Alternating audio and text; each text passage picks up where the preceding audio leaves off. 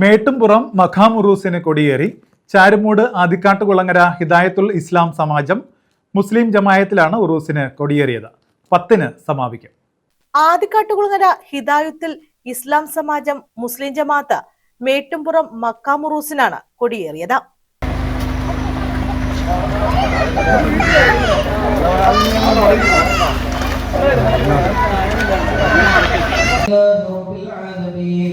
حمدا كثيرا طيبا مباركا جميلا وجزيلا فيه على كل حال ونعوذ بالله من أعوان أهل النار.